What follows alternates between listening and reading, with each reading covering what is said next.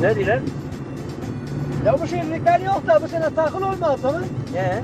Alem geliyen camiye attık hayır. Ulan secdeye gelecek yer yoktur hayır. Yani şey yapıyorlar şimdi. Yani ya namaz kılmayanlar çoğu gelir de namaz kılmaya geliyor. Niye de senin buna var gelmezsin ya? Yani. Valla bu sene takıl gökte oldu bak git gel bu sene namaz kılarsak bak git gel seni doğrulurum.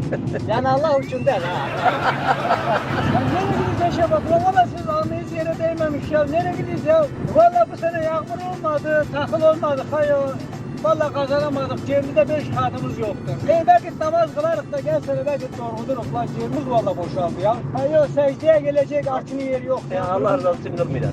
Yok Allah için yok. Ha bu sene yağmur yağmadı değil. Çok kılarsak seneye yağmur iyi gelir. Belki de güzel yerde bir güzel seni haklı şey deriz. Kurban oldum Allah yüzümüze Çok bakar da.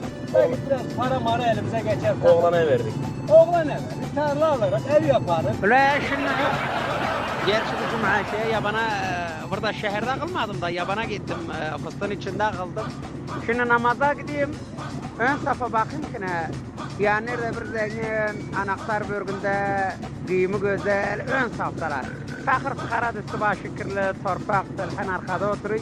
Zengin namazı kılıyor, cuma namazını kılıyor, farza durmuyor. Hemen elini yüzüne çalıyor, kayık açıyor.